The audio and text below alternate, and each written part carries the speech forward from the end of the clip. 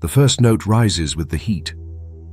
The air over the grasslands shimmers, bending the horizon until trees seem to float above the earth.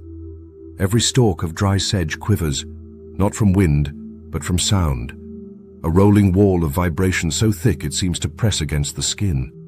Here, in the furnace of the midday sun, the cicadas begin their performance. Their stage is not marked by shade or shelter, but by exposure. The chorus starts where the sun hits hardest. On a branch as thin as a finger, a male cicada braces himself, his shell gleaming like varnished bronze.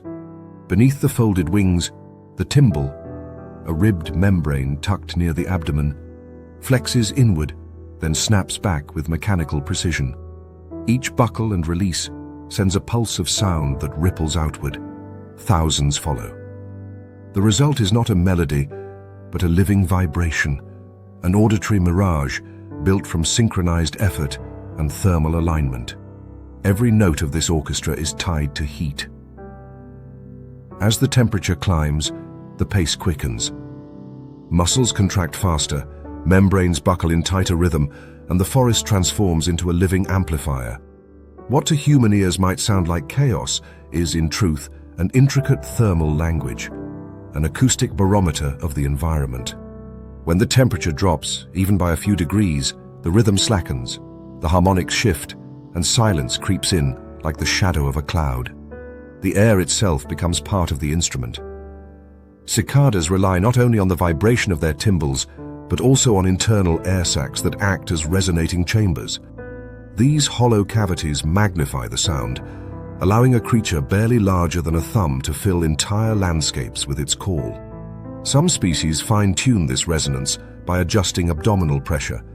Others manipulate their body angle against the bark to shape the echo. A slight turn toward the trunk deepens the pitch. A tilt toward open air projects the song farther. This thermal performance is not art for art's sake. It is communication driven by survival. The cicada's call is an advertisement, a declaration of health, stamina, and thermal control. A male whose rhythm remains steady through the heat of noon proves not only his endurance, but also the efficiency of his thermoregulation. His body must balance heat gain from the sun against metabolic heat from the rapid-fire muscle contractions that power his song. To sing too long risks overheating. To stop too soon risks being unheard. In the height of summer, when the ground radiates heat like an open oven, cicadas manage this balance through evaporative cooling. Tiny pores along the abdomen release moisture, while rapid wing vibrations fan air across the body. Some species even excrete small droplets of fluid from specialized glands, spreading them across the cuticle to aid in evaporation. Others rely on behavioral thermoregulation, shifting between sunlit and shaded branches, or orienting their bodies to reduce surface exposure. In a sense, each male becomes both musician and engineer, tuning not only his sound but his temperature to match the moment. The orchestra's tempo mirrors the day's thermal arc. Morning brings hesitant solos, tentative calls that rise from the undergrowth as dew evaporates. By midday, when the temperature peaks, the chorus reaches its crescendo, a dense, almost unbearable wave of resonance. It is during this feverish height that most mating occurs. Females, hidden among leaves, respond with subtle wing flicks, timed to the male's pulses. The hotter the air, the faster the rhythm, and the narrower the window for recognition. A delay of even a fraction of a second, slowed by a cooling breeze, can mean the difference between attracting a mate and being lost in static. But as the orchestra builds, so too does danger. The noise that fills the air acts as a beacon for predators. Birds, bats, and parasitic wasps learn to follow the crescendo. They strike when the air begins to cool, when the cicada's muscles slow, when the thermal engine sputters. A sudden cloud cover or a passing shadow drops the temperature by just enough to dull reflexes. The timbal beats falter, the rhythm stutters, and the predators close in. One of the most specialized hunters is the cicada killer wasp. As the temperature dips in the late afternoon, she patrols the periphery of the sound field, using her acute vision to track individuals whose wing beats lose vigor. The wasp's attack is brief and decisive, a sting that paralyzes but does not kill. The victim is dragged underground, stored as living food for the wasp's larvae. For the cicada, the cooling of the air is not a gentle reprieve, but a narrowing of time. A moment when the orchestra's music turns from triumph to vulnerability. Yet even in this rhythm of risk, there is purpose. The synchronization of thousands of individuals, the collective decision to sing together, dilutes individual danger.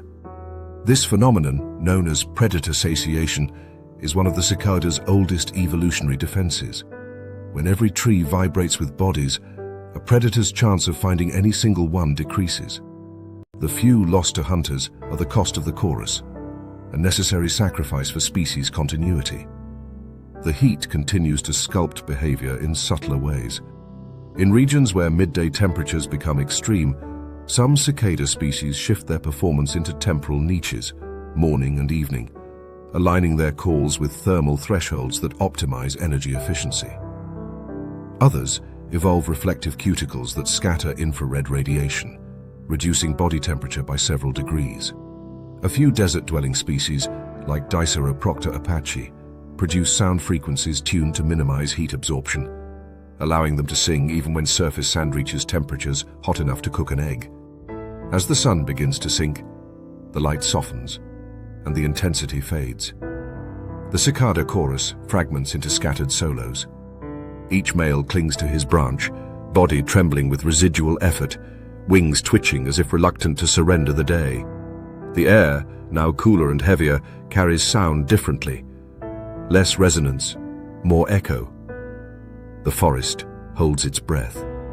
The final notes stretch thin, dissolving into the dusk until all that remains is a faint ticking, like the cooling of metal after a furnace shuts down. Silence is never absolute in the insect world, only delayed. The night brings its own orchestras, crickets, katydids, and nocturnal cicadas, whose membranes have evolved for cooler, denser air. Their songs are slower, deeper, and more deliberate, each pulse shaped by a different kind of heat, metabolic rather than solar. Together, these transitions form a continuous loop of sound and adaptation, a thermal symphony that traces the planet's daily heartbeat. By dawn, the cycle resets. Moisture condenses on leaves, the air clears, and the first timid pulses begin again. The sun will rise, the membranes will flex, and the orchestra will return to full volume. Beneath its music lies an ancient truth, that life itself dances to the rhythm of temperature. Every call, every wing beat, every fleeting moment of survival in the insect world is conducted by the invisible hand of heat. The forest breathes differently at dusk. The air grows heavy, fragrant with the scent of damp bark and crushed leaves, and every surface seems to exhale the day's heat. High between the trunks, a structure glows in the fading light, a suspended disk of spun sunlight trembling gently in the wind. It is the web of the golden silk orb-weaver, a construction so delicate it seems impossible that it could endure the world's weight. Yet here it sways, stretched across the corridor of air that channels through the forest canopy, shimmering like liquid metal in the low sun. At this hour, light does more than illuminate. It transforms the web into a living signal, a gleaming apparition that draws the gaze of passing insects. The golden hue is not pigment, but physics, the result of microscopic structures within the silk that scatter and reflect specific wavelengths of light. In the humid air, those threads absorb moisture and swell slightly, altering the way they bend sunlight. The glow intensifies, shifting from pale straw to molten amber. To the human eye, it is a marvel of beauty. To a moth, it may appear as a patch of open sky, a fatal illusion crafted by evolution's patient engineering. The spider, a female many times larger than her male counterpart, waits motionless at the web's hub. Her legs, jointed and poised like golden tongs, sense vibrations through the silk with exquisite precision. Each line tells a story: the pull of the breeze, the tremor of a trapped fly, the faint hum of a passing leaf. The orb-weaver's body is a study in balance, a combination of predatory patience and architectural control. Every thread that holds her aloft was placed through deliberate calculation, a map of forces drawn from instinct and environmental reading. She builds not at random, but by interpreting the flow of air. The web's placement in wind corridors is no accident. Through these invisible channels, small insects are funneled like water in a stream. The spider positions her trap where crosswinds converge, where the flow of air naturally carries prey into her net. The geometry of the orb, a near-perfect spiral lattice, allows it to yield under pressure, absorbing the kinetic energy of impact without breaking. Each radial strand, made from dragline silk, acts as both anchor and shock absorber. It is one of the toughest biological materials on Earth, able to stretch up to 5 times its length before failure while maintaining incredible tensile strength. But not all silk is made equal. The web's capture spiral, the sticky section where prey becomes ensnared, is composed of a different protein blend entirely. It is elastic, viscoelastic, and chemically responsive to humidity. When the air grows damp, the silk absorbs moisture, becoming softer and more adhesive. The droplets that stud the spiral line swell like beads of dew, enhancing their ability to cling to even the smoothest of insect exoskeletons. This humidity-driven transformation allows the orb-weaver's web to perform at its peak during the tropical twilight hours, when moisture thickens the air and flying insects emerge in abundance. Every evening, the spider rebuilds her masterpiece. The old web, torn by wind and worn by collisions, is dismantled strand by strand. She consumes it, recycling the silk proteins directly into her body to be spun anew. This act of reabsorption is an elegant economy of nature. By metabolizing her own architecture, the orb weaver conserves valuable amino acids, ensuring a continuous supply of raw material.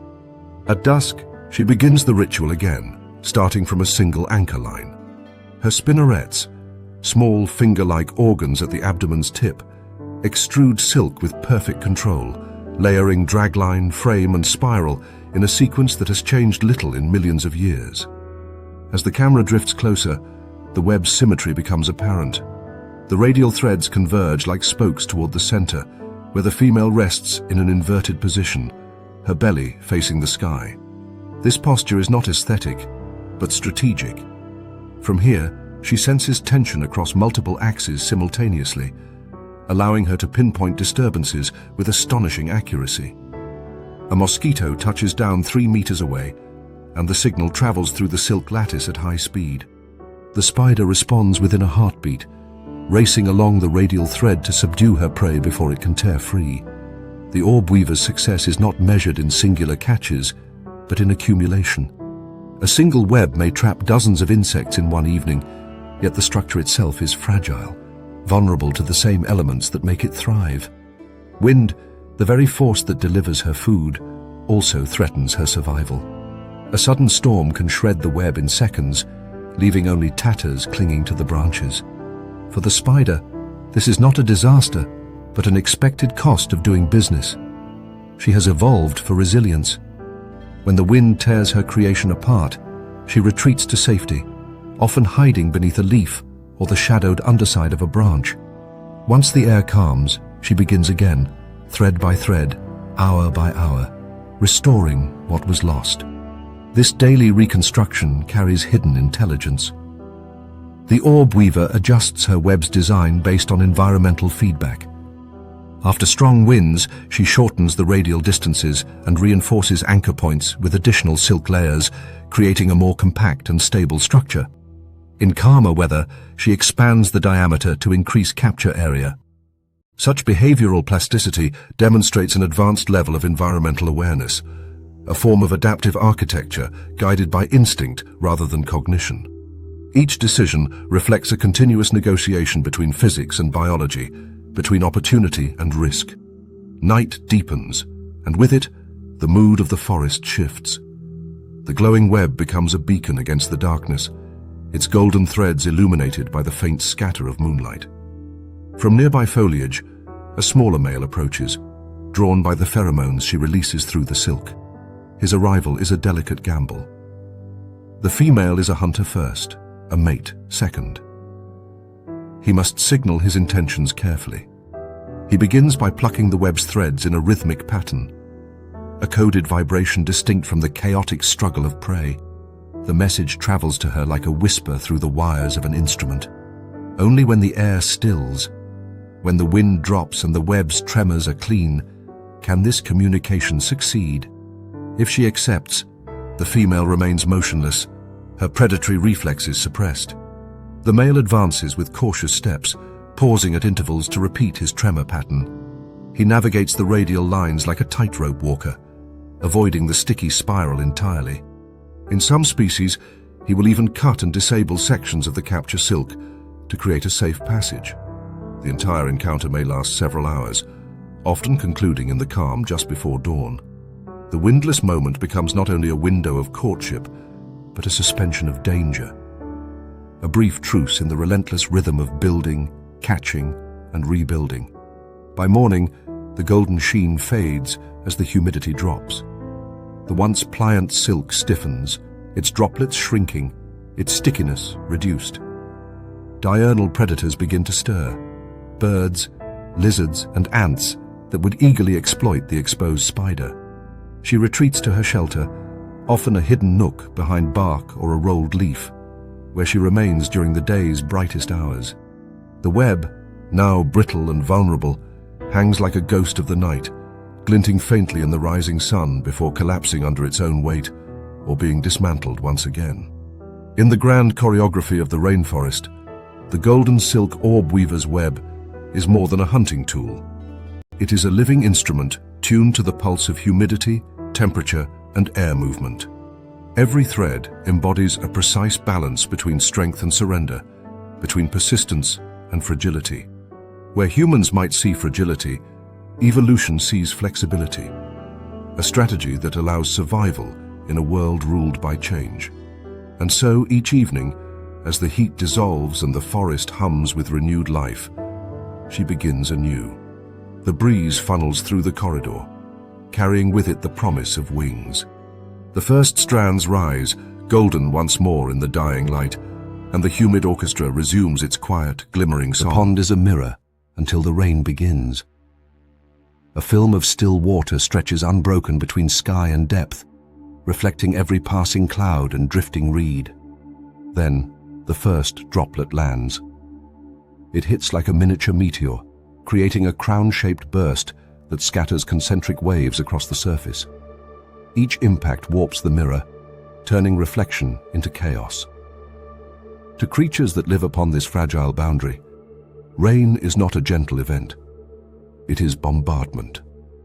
At the center of this watery battlefield, a single water strider rides the chaos with uncanny poise.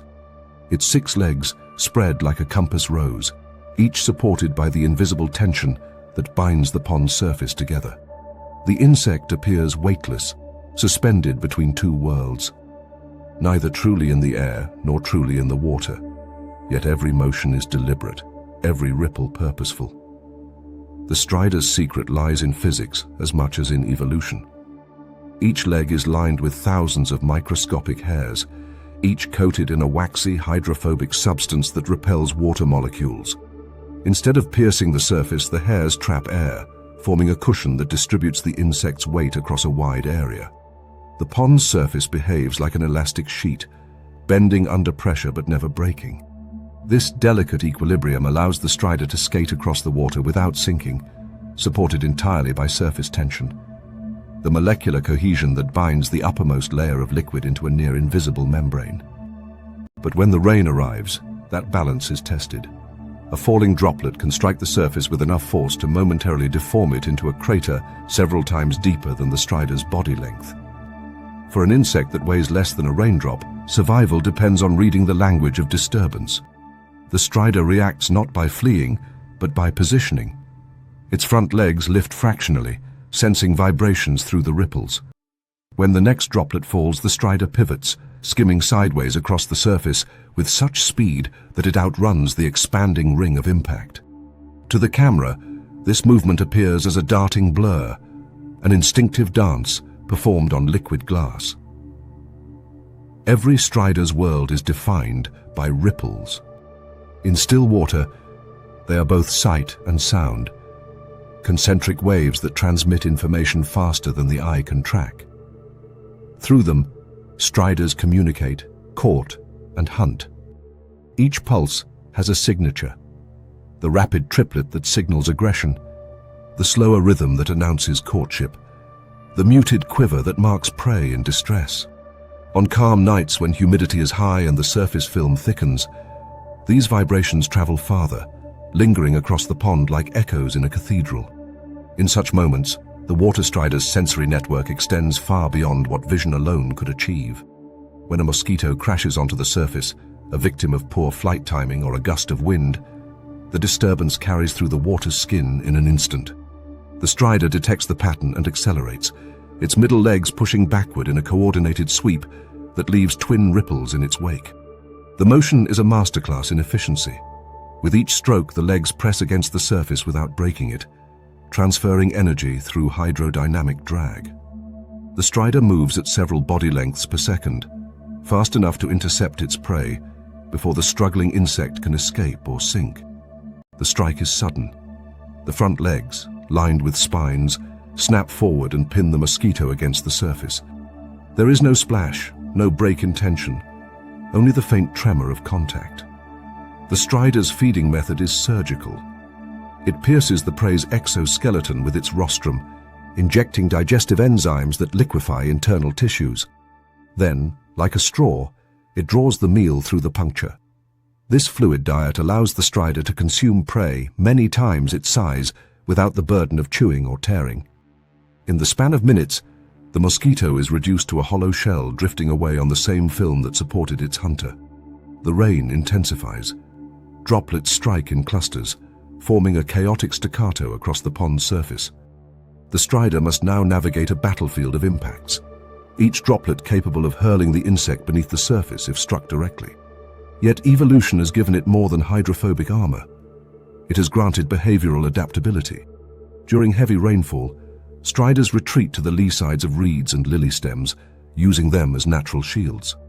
There, the vertical structures dissipate raindrop momentum before it reaches the water, creating pockets of relative calm.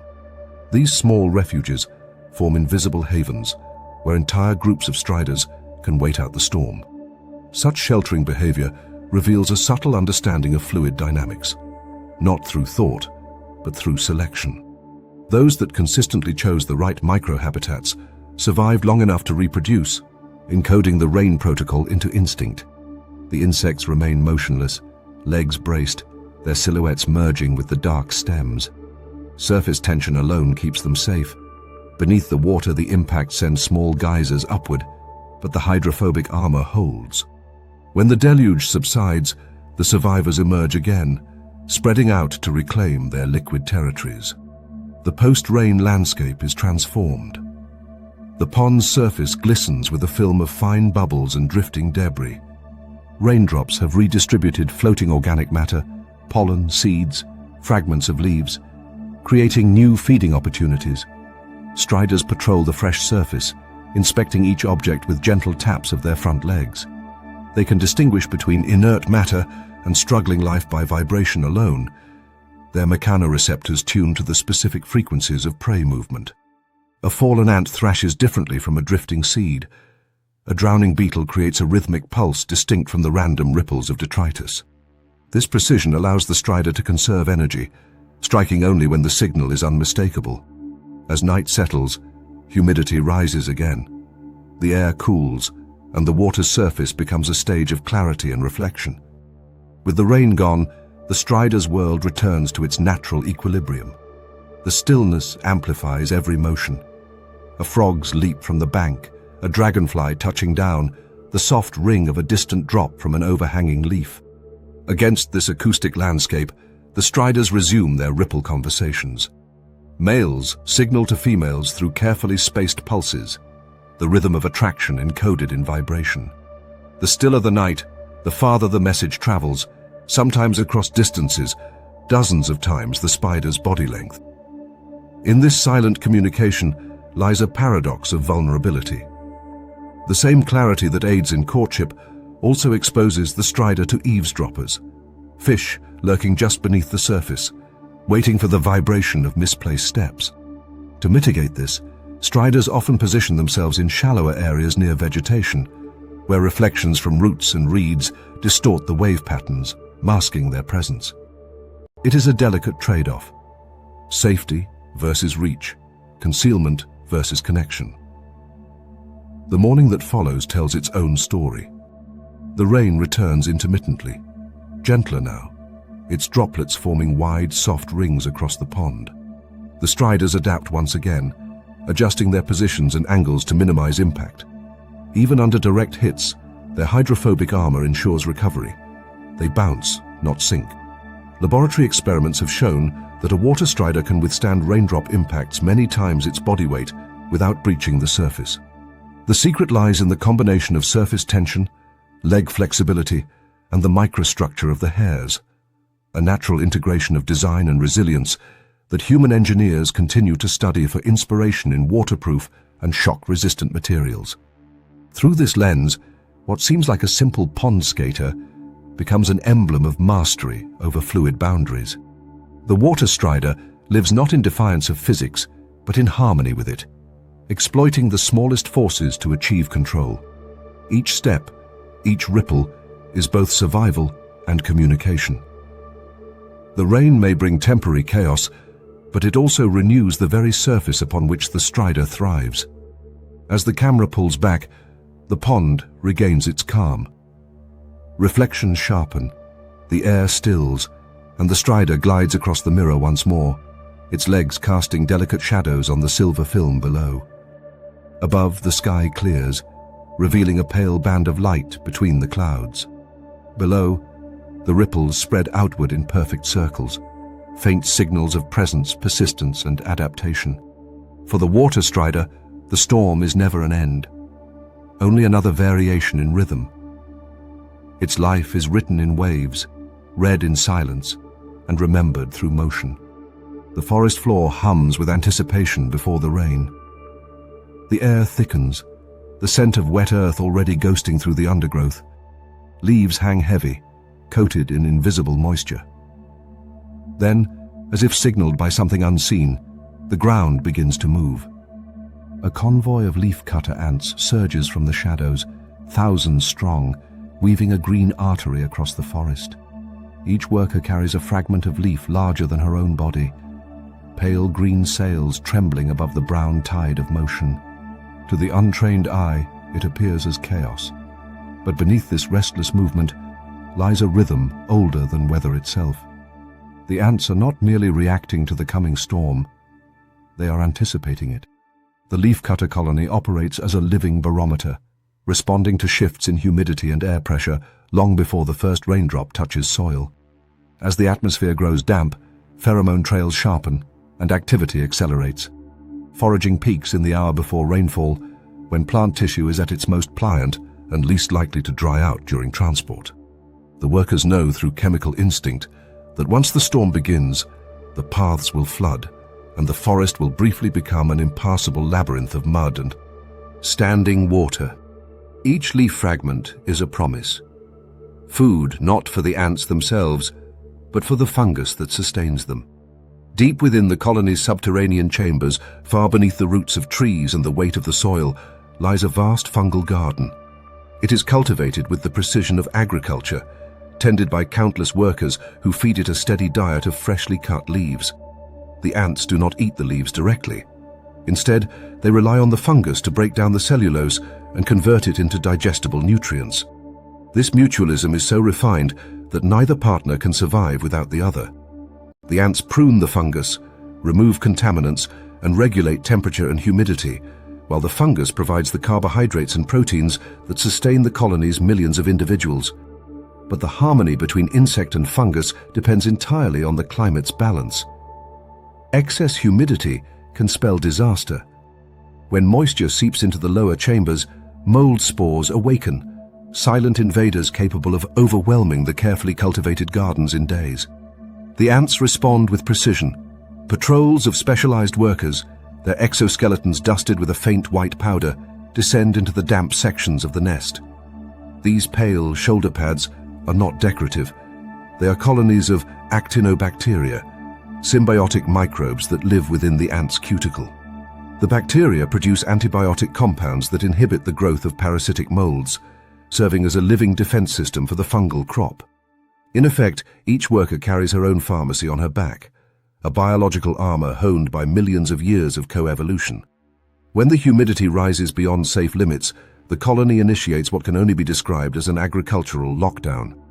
Workers seal off peripheral tunnels, redirecting airflow through upper vents to prevent condensation. Others adjust the fungus chambers, removing spoiled material and redistributing fresh substrate to drier areas.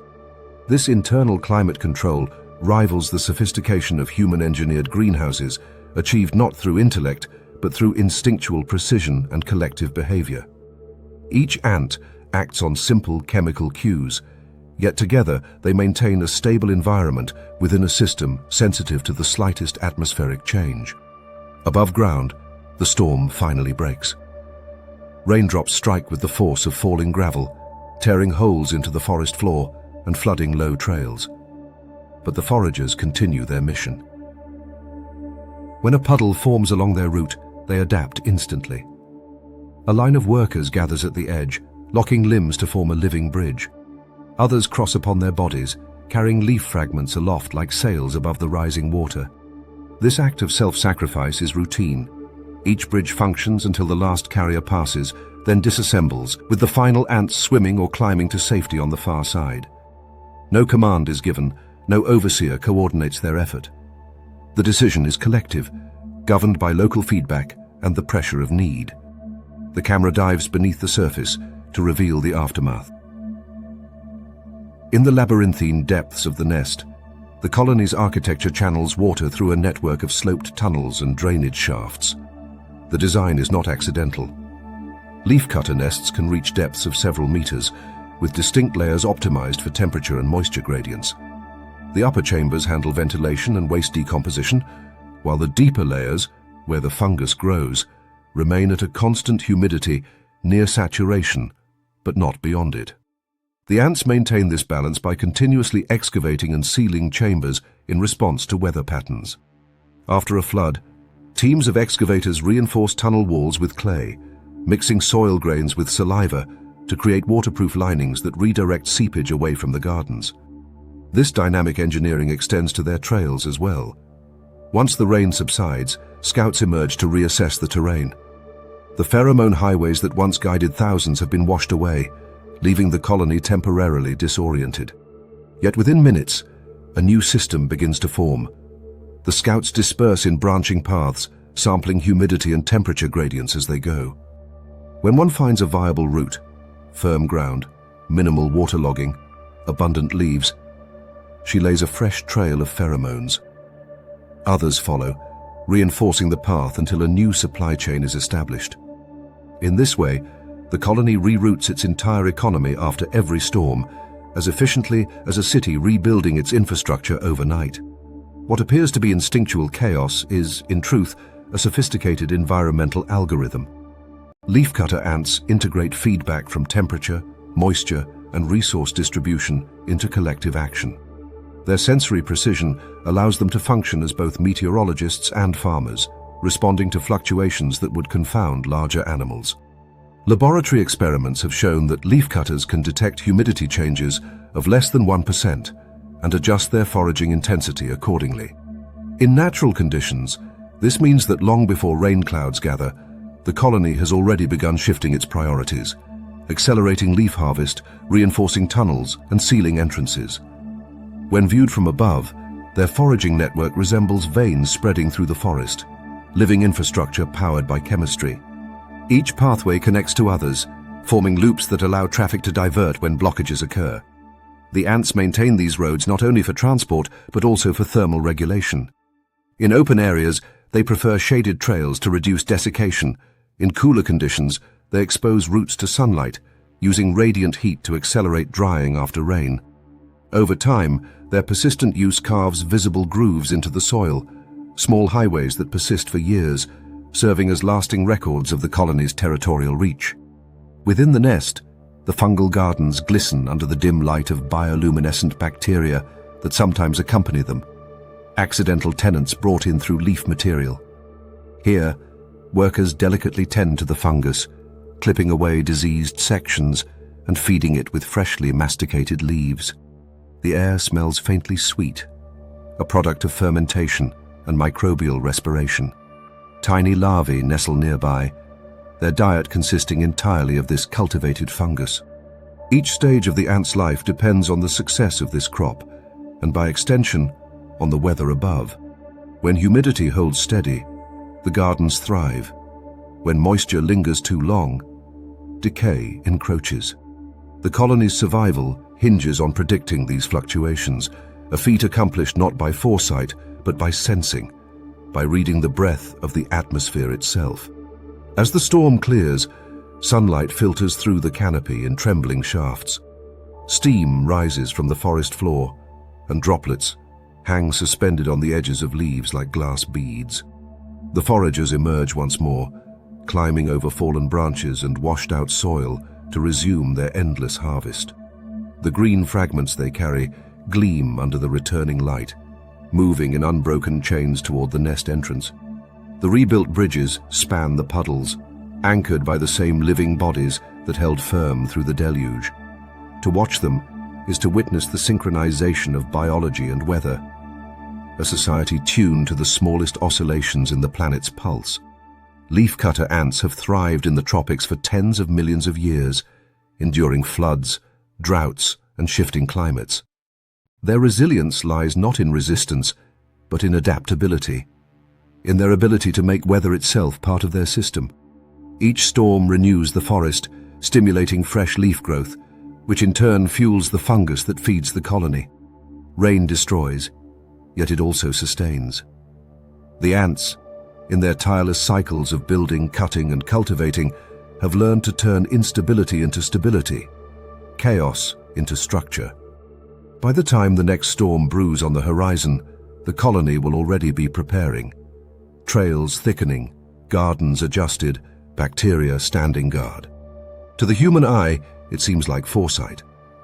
To the ants, it is simply the continuation of a living equation, one that binds soil, fungus, and atmosphere into a single breathing organism. The last light of the day drips slowly down the mountainside.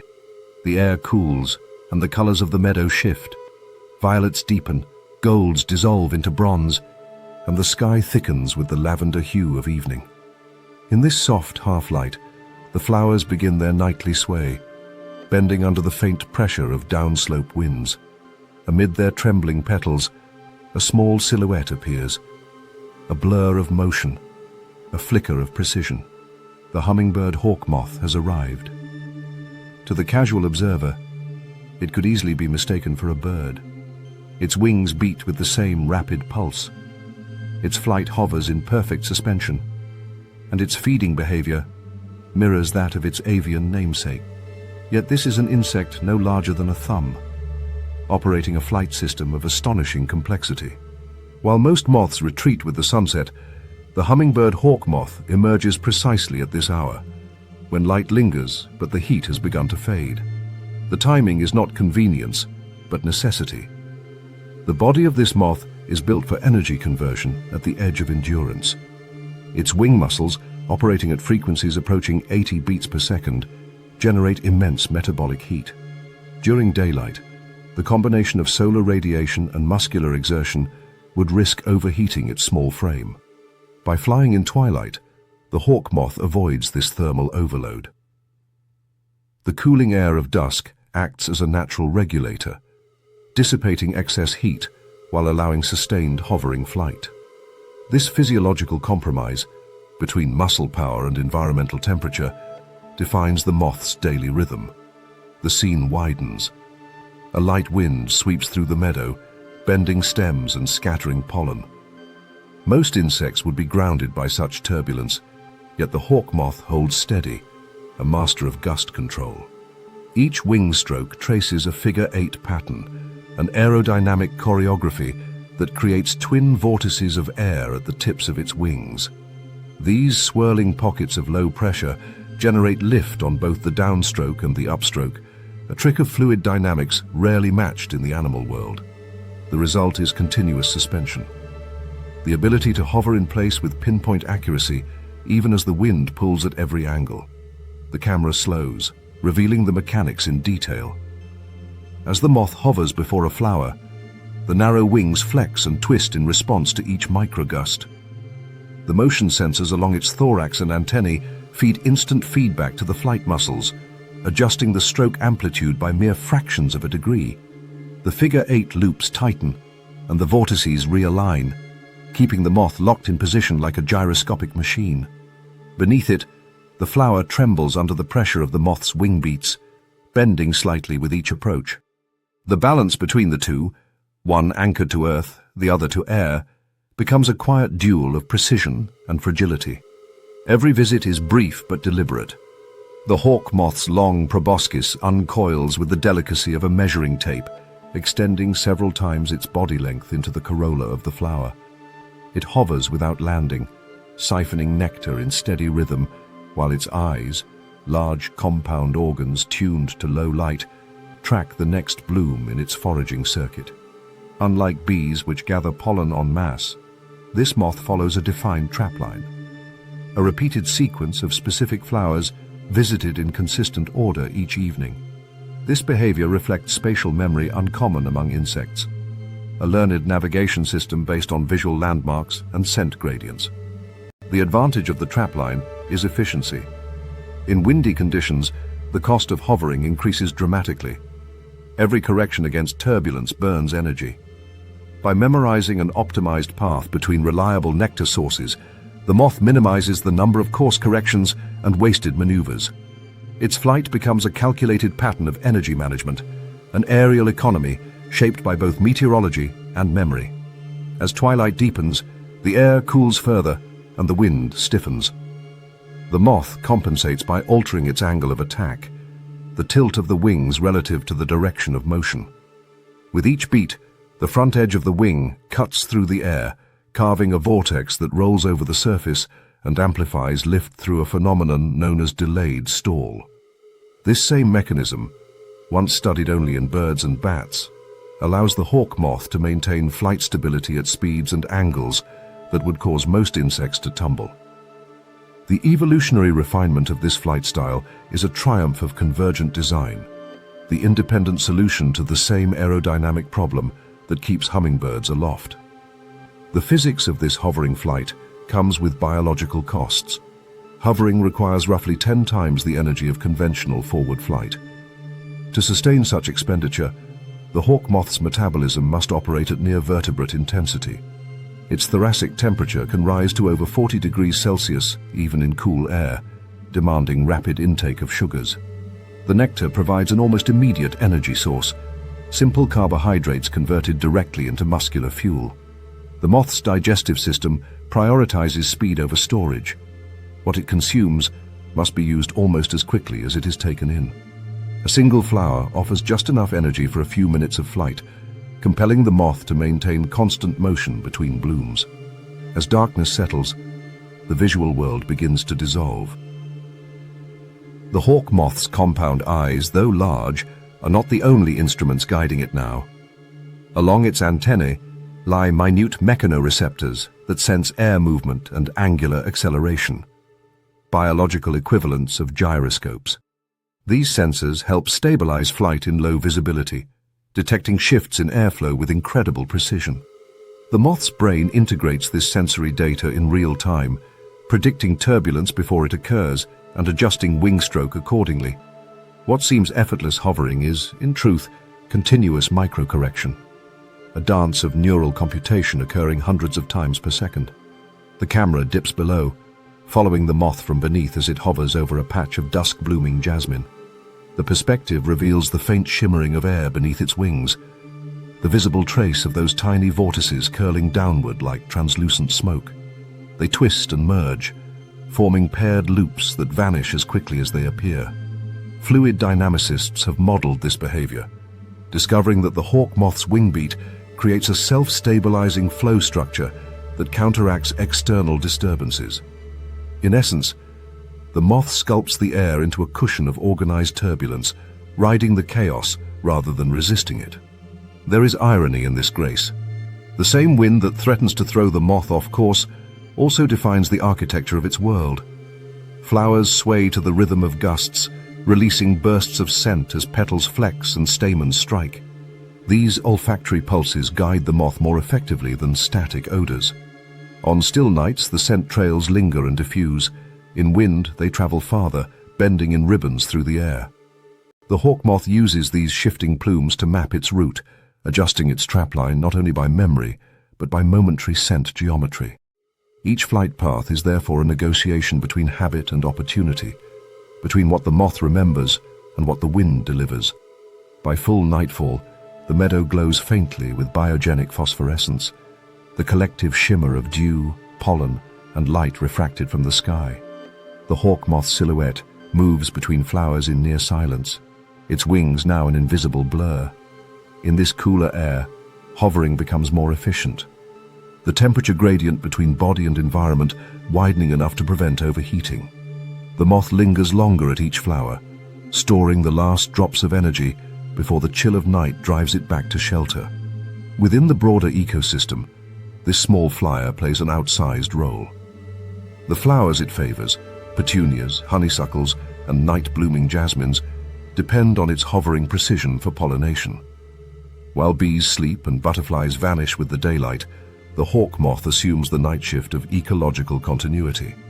Its long proboscis ensures cross-pollination between distant plants, maintaining genetic diversity across the landscape. In many regions, its absence would collapse the reproduction cycles of certain species within a single season. The camera widens once more to reveal the wind corridor stretching across the valley. The moth hovers one last time against the fading glow of the horizon, a pinpoint of kinetic energy framed by stillness. Its figure-8 wings carve invisible paths through the air, their vortices merging into the evening wind. The flower beneath it sways gently, responding to forces far larger than either creature. Together, they form a brief equilibrium, the plant bending under pressure, the insect balancing above it. Both animated by the same invisible currents that define life in motion. In the quiet after sunset, as the wind finally softens, the hummingbird hawk-moth drifts away, vanishing into shadow. Its flight leaves no trace, only the trembling of petals and the faint scent of nectar disturbed. Yet in its brief dusk performance, it demonstrates a lesson that echoes far beyond its fragile wings. That mastery of the environment lies not in defiance, but in precision, in the art of adaptation shaped by air, temperature, and time itself. The air above the late summer fields shimmers with heat. Grasses lean under the weight of the sun, and the soil radiates warmth like a breathing organism. From this haze, a monarch butterfly rises, its orange and black wings glowing as though lit from within.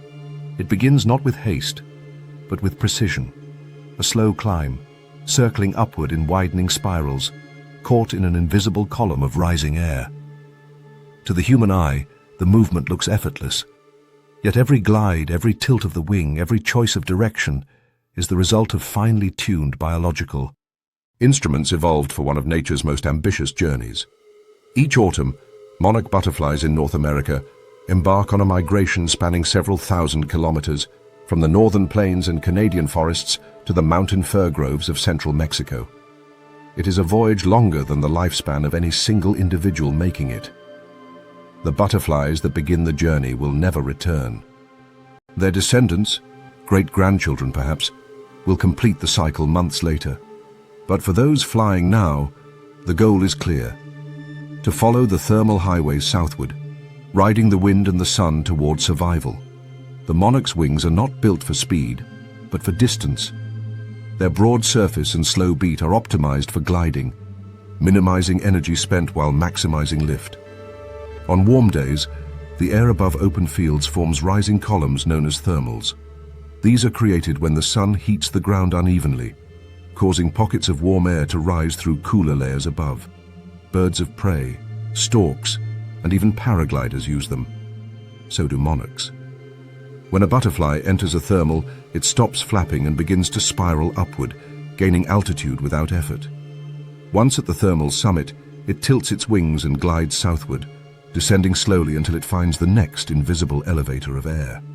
By chaining these currents together, the monarch can travel hundreds of kilometers with minimal energy expenditure, an airborne relay that turns atmospheric physics into a migration route. But direction matters as much as elevation. The monarch's navigational system is a biological marvel, a fusion of celestial and internal clocks. Inside its compound eyes, specialized photoreceptors detect the polarization of sunlight, allowing it to determine the position of the sun even through thin cloud cover. Yet the sun alone is unreliable. It moves across the sky from east to west, and without a correction mechanism, the butterfly's path would curve off course within hours. To compensate, the monarch carries an internal chronometer, a circadian clock synchronized to the sun's movement. Signals from this clock, located within neurons of the antennae, adjust flight orientation based on the time of day. Morning, the sun sits low to the east. Afternoon, it drifts west, and the butterfly's compass recalibrates accordingly, keeping its course southward. If sunlight fails entirely, as on overcast days or during partial eclipses, the monarch has a secondary compass hidden deeper within its physiology, a magnetic sense. Iron particles embedded within certain cells allow it to detect Earth's magnetic field, providing a faint but crucial directional cue. Though less precise than its sun compass, this magnetic backup ensures continuity even under the thickest clouds. Together, these systems form a redundancy rarely seen in insects, a multi-sensory navigation array as sophisticated as those used by migratory birds. Yet not all days are generous. The same thermals that carry monarchs skyward can vanish when cool fronts sweep through. A sudden drop in temperature grounds them, stalling entire migrations across hundreds of kilometers. Fields that once shimmered with movement fall silent, the air too dense and cold for lift. The butterflies cluster on trees or fence posts, wings folded tight to conserve heat. Their flight muscles, which function optimally around 30 degrees Celsius, slow into near dormancy. Migration pauses, a temporary standstill in the great aerial procession. Only when sunlight returns and the air warms enough to rebuild vertical currents do the travelers resume their southward drift. When the skies clear after rain, the landscape transforms. Moist soil releases a scent that signals renewal, and roadside flowers burst open with fresh nectar. Monarchs descend in waves, their hunger pressing them toward these refueling stations. Nectar is their lifeblood, a blend of sugars that powers both flight and survival. They feed methodically, probing each flower with a coiled proboscis that unrolls with precision, drawing liquid energy into the gut. The carbohydrates are quickly metabolized into the muscle fuel needed for flight, while trace minerals and amino acids contribute to wing maintenance and cellular repair. The moment the air dries and the heat builds again, they lift off, fueled, reoriented, and ready to continue. Each evening, as the sun dips toward the horizon, the air cools too quickly for sustained flight. Monarchs seek roosting sites, groves, shrubs, or sheltered valleys where temperatures remain stable through the night. There, hundreds gather together, forming orange clusters that hang from branches like living fruit. The communal roost serves several purposes. It reduces exposure to predators, conserves warmth through shared body heat, and ensures that individuals can launch together when morning thermals reform. In this way, the colony acts as both a thermal and social organism, responding collectively to environmental rhythms. The longer the journey continues, the more the landscape changes.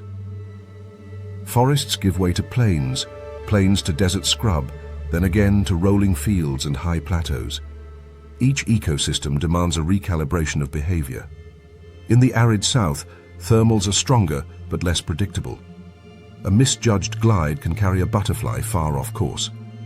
Those that stray into barren stretches may find no nectar for hundreds of kilometers, their stored energy dwindling until flight becomes impossible. Survival depends on recognizing subtle cues: the color of vegetation, the smell of moisture, the direction of prevailing winds, sensory details that guide them back toward fertile roots.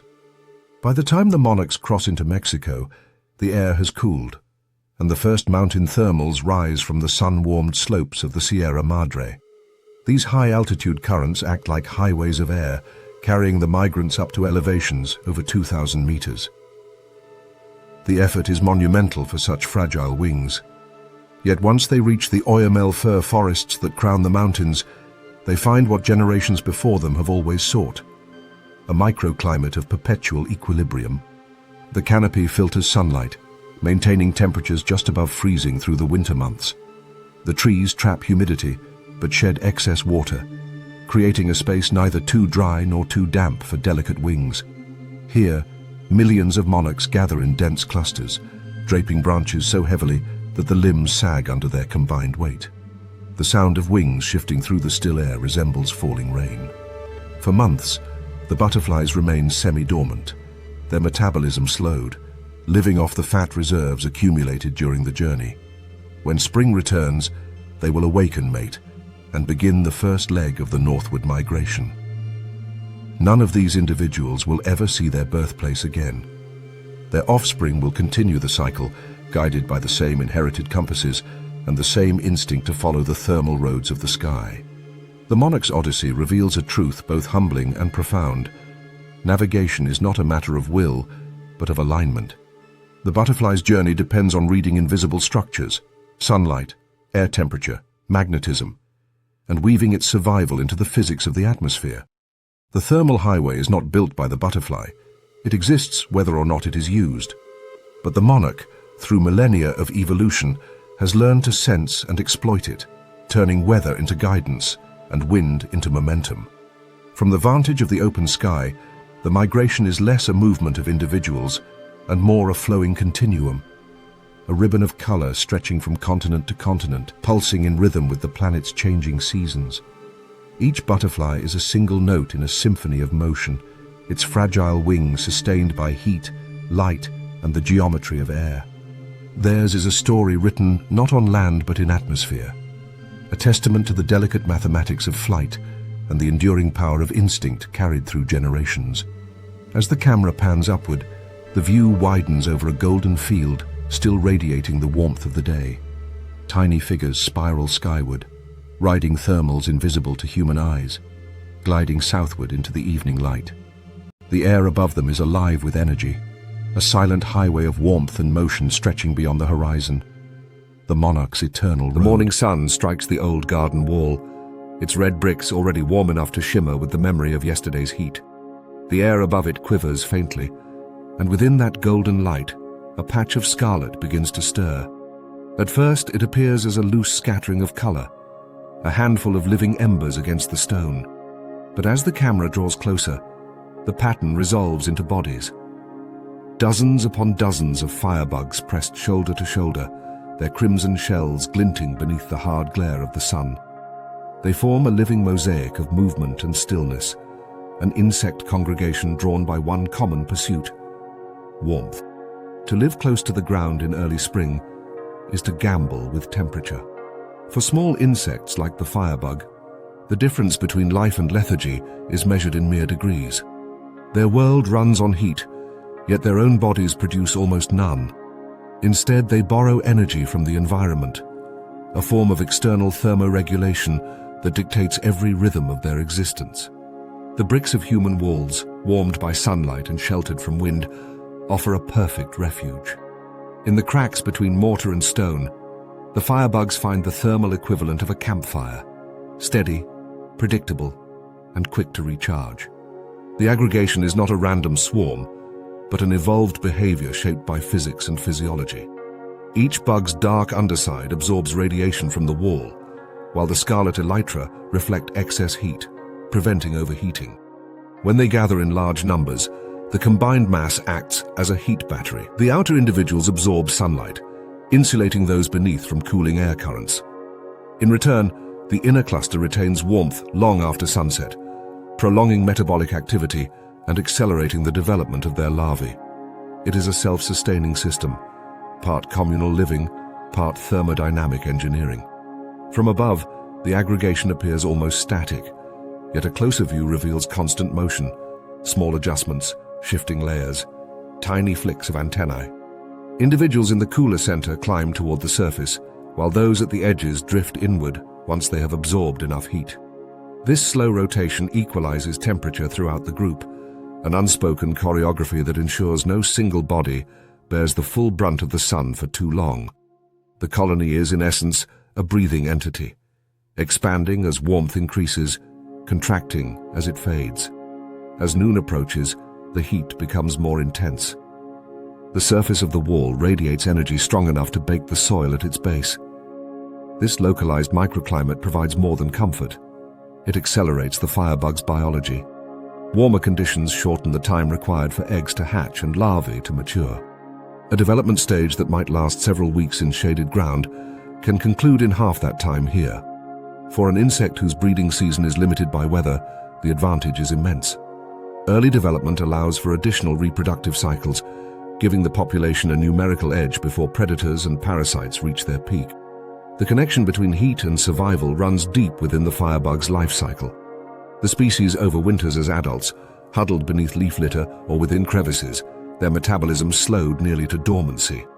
When the first warm days arrive, they emerge with depleted energy reserves. The communal basking not only restores body temperature, but jumpstarts internal processes, activating enzymes, awakening reproductive systems and priming muscles for movement. Males begin searching for mates even as they warm, and pairs often copulate for extended periods, sometimes remaining attached for hours as they continue to bask. The sun fuels both survival and reproduction, collapsing time into an efficient cycle of renewal. Yet this strategy carries its vulnerabilities.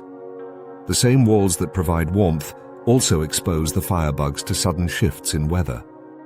When a storm rolls in and rain cools the surface, the group dissolves almost instantly.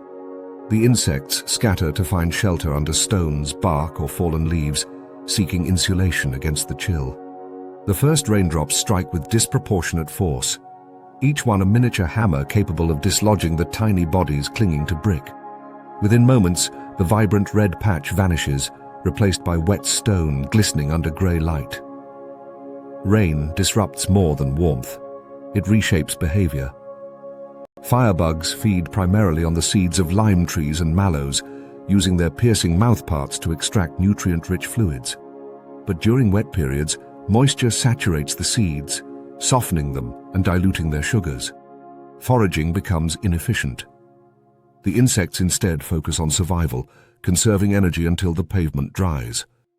Once the rain stops and sunlight returns, the thermal engine of the colony restarts almost immediately. Individuals reappear along the wall's base, wings glinting as they climb back to their familiar positions. Within minutes, the aggregation reforms, smaller at first, then swelling as more join from hidden crevices. The pattern of dispersal and reformation reveals a remarkable sensitivity to microclimatic cues. Firebugs can detect temperature changes of less than a single degree Celsius, adjusting their activity with almost mechanical precision. When the wall begins to warm after rainfall, the first scouts emerge to test conditions. If the surface temperature exceeds a critical threshold, often around 20 degrees Celsius, they release aggregation pheromones from glands located near the abdomen. These chemical signals drift through the air, guiding others to the same spot. The result is a rapid collective migration toward heat, reassembling the battery before the afternoon peaks. Camera close-ups reveal details often missed by casual observation. The micro-texture of their bodies, matte black interlaced with the red warning patterns that signal unpalatability to predators. Firebugs belong to the true bug family Pyrrhocoridae, and like many aposematic species, their coloration warns birds and lizards of the distasteful compounds stored in their tissues. These chemicals, derived from the seeds they consume, render them toxic, or at least unpleasant to most vertebrate predators. It is an elegant convergence. The same bright pigment that absorbs sunlight also doubles as a deterrent, blending thermodynamics with chemical defense. Even their feeding habits reflect efficiency adapted to the rhythms of warmth and water. During dry spells, firebugs favor seeds that have recently fallen from trees, as their harder shells preserve concentrated nutrients. After rain, they shift preference toward partially decomposed material, where softened husks allow easier piercing. Their digestive systems rely on microbial symbionts housed in the gut, bacteria that break down complex plant compounds and convert them into usable energy. The activity of these microbes also fluctuates with temperature, aligning perfectly with the insect's basking behavior.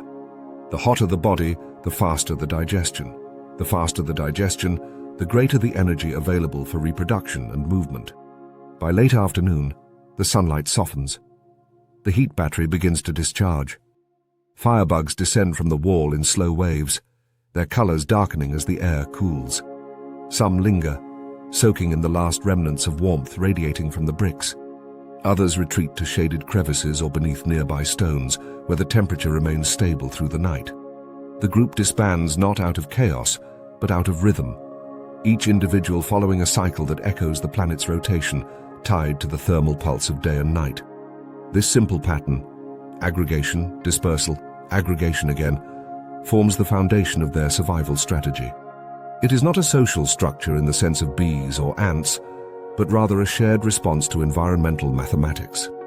Each firebug acts independently, yet together they generate a collective intelligence of heat management. Their success depends on reading the landscape at scales too small for larger animals to notice, the difference between sunlit brick and shaded soil, between a dry patch of pavement and a damp one, between a surface cooled by wind and one protected by still air. As evening descends, the camera pulls back to reveal the wall in its entirety. The last light glows faintly on the bricks, still holding the warmth of the day. The red congregation has faded, hidden away until sunrise, but their thermal imprint remains, a quiet residue of life shaped entirely by energy and environment. When dawn returns, the cycle will begin again. The scarlet bodies will reassemble, the wall will pulse with color, and the firebug's living battery will recharge, turning the ordinary physics of heat into the language of survival. The morning after a storm smells of wet leaves and iron soil. Droplets cling to every surface, trembling with reflected light. On a low branch, where the rain gathers and slides in rivulets, a small insect remains perfectly dry. Its carapace gleams as if freshly lacquered, each bead of water rolling away the instant it lands. This is the shieldbug, named for the shield-shaped plate that covers its back, a living emblem of defense and design. To the eye, it appears ornamental, a jewel cast against the green. But under that gleam lies an engineering marvel, a body sculpted by millions of years of weather and warfare. The shieldbug's armor, or scutellum, forms the broad wedge that gives the insect its name. Unlike the flexible wings of beetles or the slender carapaces of leafhoppers, this structure serves multiple functions at once: protection, thermoregulation, camouflage, and even communication. Its glossy surface is hydrophobic, meaning water cannot adhere to it. The micro-texture of the exoskeleton, magnified under a microscope, reveals a forest of tiny protrusions, each coated with waxy hydrocarbons. These repel moisture with the same precision that lotus leaves or butterfly wings do. As a result, rain, dew, and even sticky plant sap slide harmlessly away. In the wet world of the undergrowth, where drowning can happen to an insect smaller than a fingernail, such water resistance is not luxury. It is survival. When rain falls, droplets strike the shieldbug like pebbles on glass. Instead of absorbing the force, the insect's body shape deflects it. The wedge-shaped profile, widest at the base and tapering toward the head, channels impact downward and outward. The angle is not coincidental. It is steep enough to shed water quickly, but shallow enough to maintain aerodynamic stability in flight. The same geometry that helps it stay dry also allows it to slip between leaves and stems with minimal friction. The camera follows one as it climbs a rain-slicked stem. Each step is placed with mechanical precision, claws gripping waxy surfaces without hesitation. On its back, water beads gather and then roll off, scattering sunlight into tiny sparks. The insect continues undeterred, armored not only against weather, but against the invisible film of microbial life that moist conditions bring. Humidity, however, plays another role in the shieldbug's world, one of chemistry and defense. From small pores on its thorax, The insect can release a volatile chemical cocktail, a defensive secretion that gives it its other common name, the stink bug.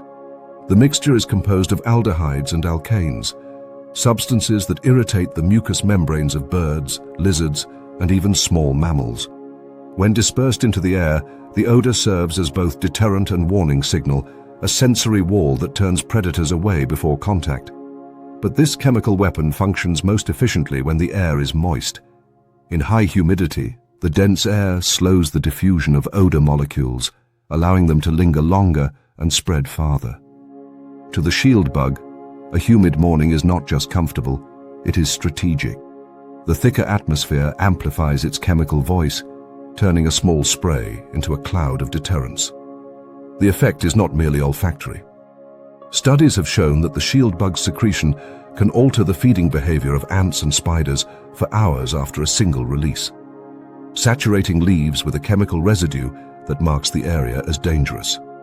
In ecosystems where hundreds of small predators compete, this residual chemical barrier buys the insect time, enough to feed, molt, or mate before new threats return. The fact that rain washes away the scent makes the timing even more crucial.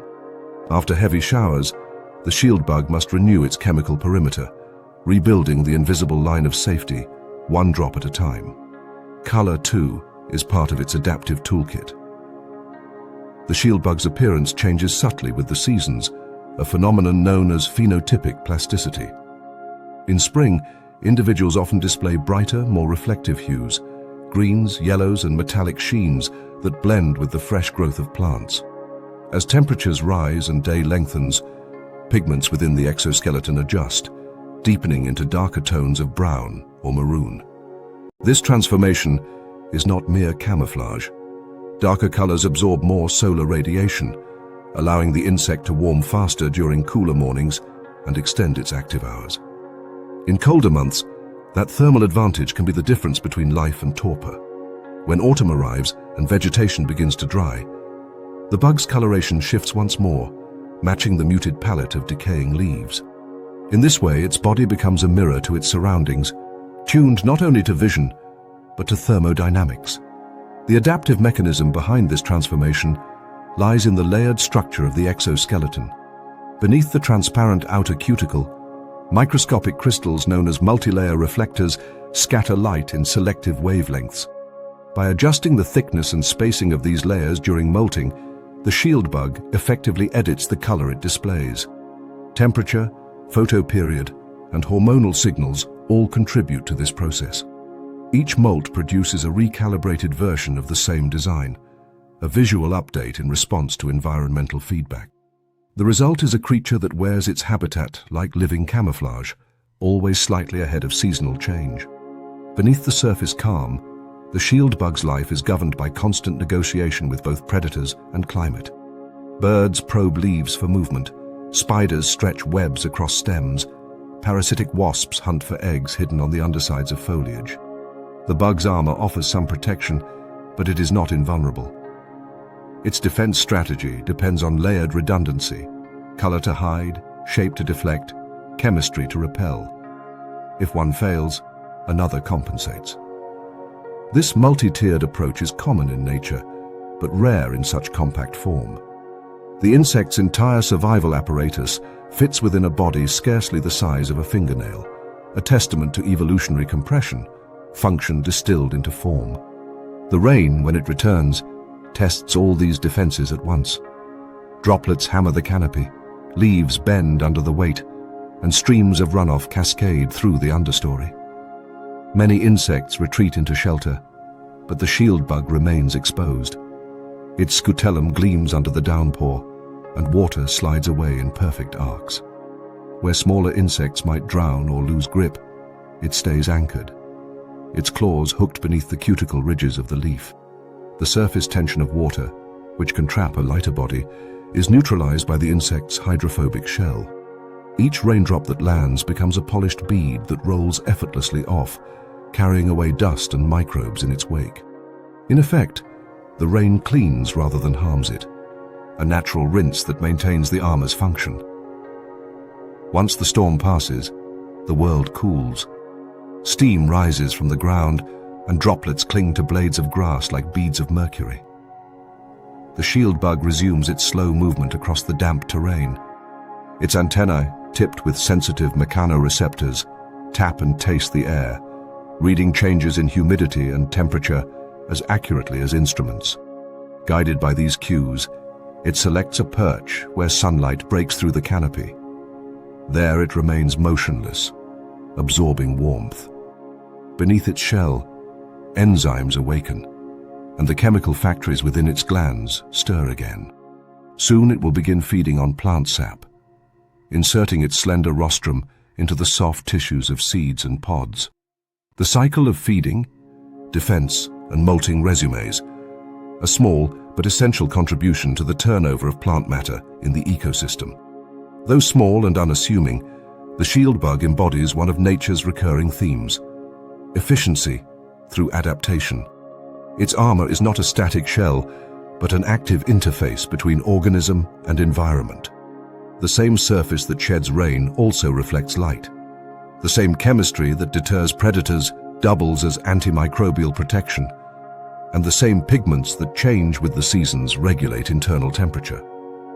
Each element serves multiple roles, overlapping to create resilience far greater than the sum of its parts. As the sun climbs higher, the droplets on its back evaporate, leaving the shell pristine. The insect turns slightly, catching the light. Its scutellum flashes briefly, a mirror of the world around it, reflecting the sky, the leaves, and the life it guards beneath. In that reflection lies the story of its survival, a creature perfectly adapted to the fine balance between air and water, heat and cold, exposure and defense. The rainproof armor gleams not just as a shield against danger, but as proof of evolution's subtle genius, a design honed to perfection by the smallest pressures of the weather itself. The forest waits in silence for the storm to break. The air hangs thick and metallic, charged with the electricity of approaching rain. Beneath the oaks, the soil breathes steam, damp, heavy, and alive. Then, as the first drops fall and the thunder mutters across the hills, the night stirs with movement. From hollows in the bark and chambers deep in the earth, creatures long entombed in the roots awaken. One by one, the stag beetles emerge. Their dark, armored bodies glisten under the gathering rain, and their antler-like mandibles glint with flashes of distant lightning. For most of the year, these beetles remain hidden, larvae buried for years beneath the forest floor, feeding on decaying wood, transforming cellulose into muscle and armor. But their emergence is synchronized with the rhythm of the weather. The first warm rains of early summer act as a biological trigger, a signal that the temperature and humidity have crossed the threshold required for flight. The air must be warm enough to power their wing muscles and damp enough to prevent the desiccation that threatens heavy-bodied insects. Too early, and the air is cold, their wings brittle, their energy stores limited. Too late, and the competition is over. Evolution has tuned their internal calendars to the season's first storm, ensuring that males and females rise together into the charged night. When the rain subsides to a mist, the forest canopy comes alive with motion. Male stag beetles, drawn by the scent of fermenting oak sap, take to the air in staggering, deliberate flight. Their wings beat with a low, mechanical hum, a sound too deep for their size, the vibration of heavy machinery powered by living tissue. Flight is not their strength. Their mandibles, evolved for combat rather than balance, make them front-heavy, forcing every takeoff to be a gamble. In still air, they can lift themselves with effort. In wind, each gust threatens to topple them mid-flight. Yet it is precisely on stormy nights that they are most active. There is method in this madness. The storms bring not only warmth and humidity, but also scent. The volatile compounds that females release into the air, pheromones that drift invisibly through the forest, travel farther in damp conditions. In dry weather, the molecules disperse quickly and lose potency. In humid air, they cling and amplify, forming what biologists call pheromone bars, zones of chemical communication that blaze through the atmosphere like invisible lanterns. These chemical plumes draw males across vast distances, guiding them through wind, rain, and darkness toward potential mates. Storms, though perilous, are also opportunity. The camera follows one male as he lands on a rain-slicked branch. The oak beneath him bleeds sap from a wound where lightning once struck. Around the wound, other beetles have gathered. Not females, but rivals. The air trembles with a faint rumble of wings as new arrivals crash clumsily into the fray. Each male lowers his head, mandibles opening like a pair of polished blades. The jousts begin. These battles are both ritual and war. The opponents circle each other with measured steps, antennae twitching, their armor reflecting flashes of distant lightning. The larger beetle strikes first, clamping his jaws around the thorax of his rival and levering upward with astonishing strength. The smaller one resists, gripping the bark with hooked claws, but the force is too great. With a final heave, the victor flips his opponent into the air. The defeated beetle tumbles to the forest floor, landing harmlessly among the leaves, dazed, but alive. These fights rarely end in death. The purpose is dominance, not destruction. The prize is access to sap, the lifeblood of the tree and the gathering point for females who come to feed. Oak sap is the forest's hidden feast, a mixture of sugars, amino acids, and fermentation byproducts that leaks from wounds in the bark. For insects, it is both food and meeting ground. Moths, wasps, and beetles converge in secret each night to drink, creating a microcosm of competition. For the stag beetle, the sap patch is more than sustenance. It is a stage for display. The males that guard these sites attract females not only by scent, but by stature. Size, strength, and persistence serve as signals of fitness. Even as the wind rocks the branches, they hold their ground, bodies braced against the trembling wood, their polished mandibles locking like the antlers of miniature deer. From a biological standpoint, these weapons are a paradox. The oversized mandibles that make the stag beetle iconic are also a burden. They reduce flight efficiency, increase drag, and shift the center of gravity forward, forcing the beetle to tilt its abdomen downward like a counterweight. This anatomical compromise reflects a trade-off between sexual selection and survival. Over evolutionary time, females have favored males with larger mandibles, associating them with strength and dominance. The result is an arms race, each generation producing males better equipped for combat, but worse suited for everything else. What looks like majesty is also inefficiency, sculpted by desire. As wind intensifies through the canopy, the beetles cling tighter to the bark. Droplets collect on their shells, sliding off in streams that reflect the light of distant flashes.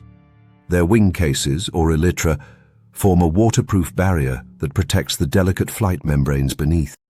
The air smells of sap and ozone. Each vibration in the wood, each tremor of thunder, amplifies through their limbs. Yet even in this chaos, they remain acutely aware of their surroundings. Their antennae, shaped like tiny fans, are covered in fine sensory hairs capable of detecting chemical traces in parts per billion. Through these organs, the males sense the proximity of females long before they see them. When a female finally arrives, she does so quietly, gliding in from the shadows. Her body is smaller, her mandibles modest, her movements deliberate. She approaches the sap wound and begins to feed, indifferent to the males that have been locked in combat. Instantly, the victorious male shifts his behavior. The aggressive posturing ceases, replaced by a careful, almost reverent stillness. The same mandibles that moments ago were weapons now become instruments of restraint, gently touching, but never harming. The female, for her part, tolerates the contact, a sign that courtship has succeeded. Around them, other males continue their battles, their silhouettes flashing against the storm-lit sky. As the night deepens, the storm strengthens. Wind howls through the canopy, bending branches and scattering leaves. Many beetles are forced to the ground, their flight paths broken by sudden gusts. Yet even here on the forest floor, the ritual continues. The males climb exposed roots and fallen logs, repeating their duels in miniature arenas of mud and leaf litter. Lightning illuminates the scene, red-brown armor gleaming like wet metal, wings vibrating with the sound of distant machinery. The spectacle is both primitive and elegant, a fusion of aggression, attraction, and elemental force. By dawn, the storm has passed. The forest drips quietly, the air cooler and heavy with the scent of oak and soil. The beetles retreat to their hiding places, wedging themselves into bark crevices or burrowing beneath roots. The sap wounds, now drying, bear the marks of the night's contests: tiny scratches, flecks of chitin, droplets of fermented nectar. The victors will feed here again when evening returns, while the defeated may seek new trees farther down the valley. The stag beetle's life is brief, measured in weeks rather than months. Its years of subterranean preparation culminate in these short, fevered nights of flight, combat, and courtship. Yet within that narrow window lies the full expression of its purpose: to transform energy stored in wood and soil into motion, sound, and lineage.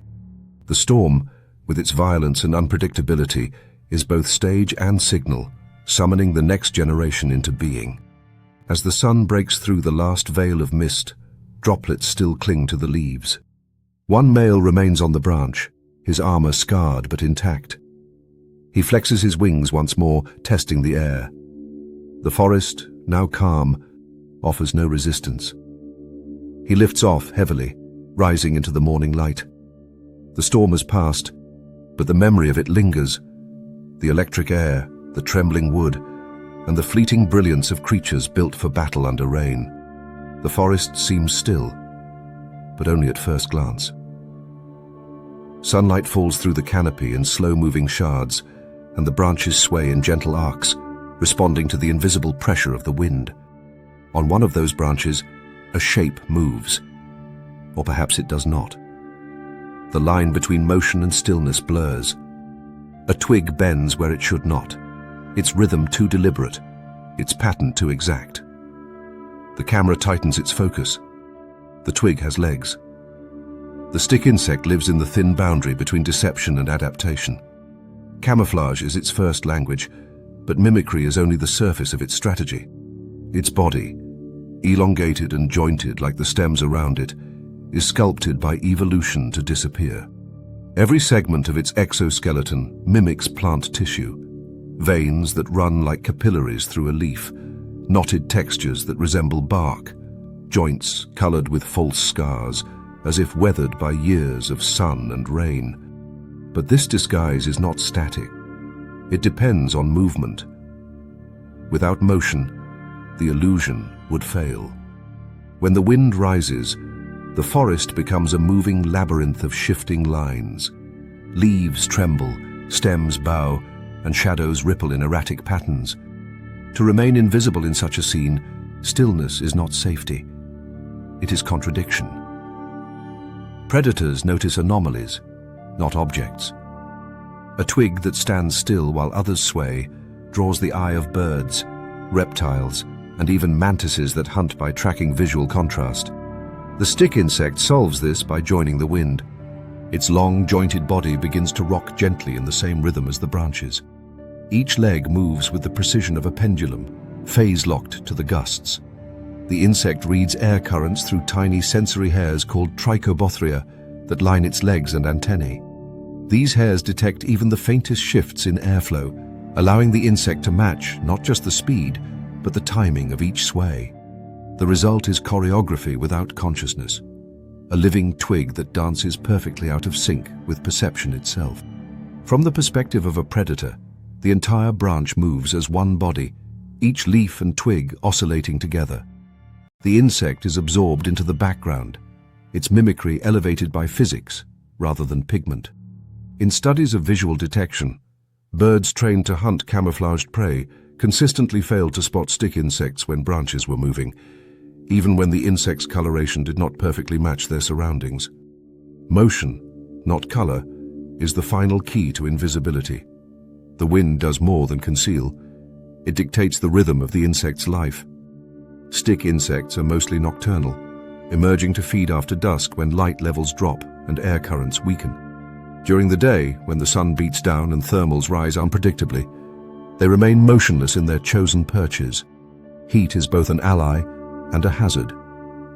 On dry afternoons, body temperature can climb quickly, accelerating metabolism, but also risking desiccation. The exoskeleton's waxy coating reduces water loss, yet a prolonged exposure can still drain vital moisture. By restricting activity to nightfall, when humidity rises and temperatures drop, the insect conserves both water and energy. The night wind, cooler and more stable, also makes it harder for predators to detect chemical cues, scent trails that might otherwise betray its presence. But when storms roll in or gusts intensify, the stick insect faces a dilemma. To move is to risk exposure. To remain still is to risk being blown from the canopy. In these moments, the insect turns to one of its oldest reflexes, thanatosis, the act of feigned death. When startled or thrown off balance, it releases its grip and drops silently through the air, limbs stiff and body rigid. Gravity carries it down through layers of leaves until it lands softly on the forest floor. There it remains motionless, a fallen twig among hundreds. This reflex, automatic and instantaneous, resets the game of visibility. Predators scanning the branches above lose their target in the chaos of wind and debris. Only after the storm passes will the insect climb back toward its feeding grounds, guided by the memory of shape and scent. Regaining height after such falls is slow work, especially for an animal with limbs designed more for clinging than for speed. Yet even this limitation hides an evolutionary resilience. Stick insects possess an extraordinary ability: the capacity to regrow lost limbs. When a predator attack or rough weather shears off a leg, the insect does not remain crippled. During its next molt, the missing appendage begins to reform, emerging as a smaller but functional replica. With each successive molt, the limb grows closer to full size. The process is not without cost. Regenerating tissue diverts energy from reproduction and growth. But for a creature that depends entirely on balance and stability, the ability to restore a limb can mean survival. Molting itself is a vulnerable ritual. The insect must hang suspended, splitting its old exoskeleton along a seam and pulling its soft body free. During this time, it cannot grip or hide. A misstep or gust of wind can be fatal. Many choose sheltered perches beneath leaves or along inner branches where wind pressure is lowest. Here, the exoskeleton dries and hardens, turning from pale green to mottled brown as it cures. In this delicate state, even a passing breeze could tear the new limbs before they strengthen. It is a race between weather and biology, the elements pressing against the patience of evolution. As night falls, the camera descends to the undergrowth, where a different world of stick insects awakens. Nymphs, miniature versions of their adult forms, move cautiously among stems and seed pods. Their survival depends on mimicry, learned not by observation but by instinct. Even hatchlings sway when touched by wind. Their bodies are translucent, veins visible beneath soft cuticle, allowing them to absorb ambient warmth from their surroundings.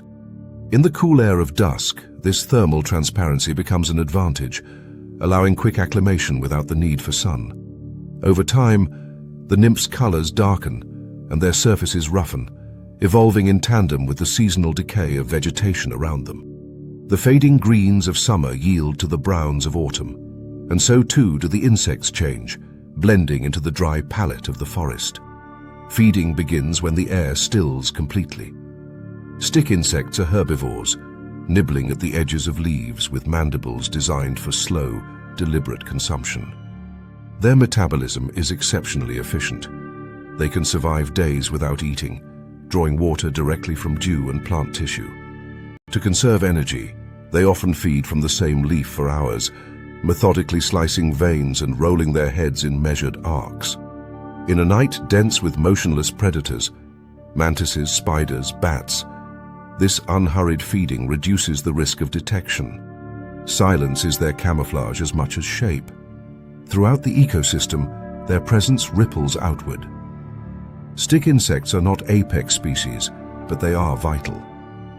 Their droppings enrich the soil with partially digested plant matter, accelerating decomposition. Their eggs, small and seed-like, are scattered across the forest floor, where ants mistake them for edible husks. The ants carry the eggs underground, consume only the outer layer, and discard the intact embryo in their waste chambers, a protected nursery hidden within the colony. When the nymphs hatch, they climb back toward the canopy, continuing the invisible exchange between ground and sky, ant and leaf. The camera returns to the canopy, where the wind stirs again. A branch sways under the weight of air, and once more the stick insect follows. Its motion is perfectly synchronized, a biological algorithm written in movement rather than thought. Every gust, every shiver of the leaves becomes part of the insect's code of concealment. It does not fight the wind. It becomes it. In this subtle mastery lies a broader truth about life in motion. Evolution does not always reward aggression or speed. Sometimes survival belongs to those who yield, who blend, who flow, who listen to the pulse of the environment and learn its rhythms. The stick insect is a creature of surrender and precision, a living thread woven into the tapestry of air. When the forest sways, it sways with it. When the world stills, it becomes stone. By dawn, the wind fades. The branch stills at last. The insect, indistinguishable from its perch, remains unmoving as sunlight pierces the leaves. The illusion is complete, a fragment of plant life, an echo of wind. For now, no eye will find it, no predator will strike. In the geometry of motion and rest, the stick insect has solved an ancient problem: how to vanish in a world that never stops moving.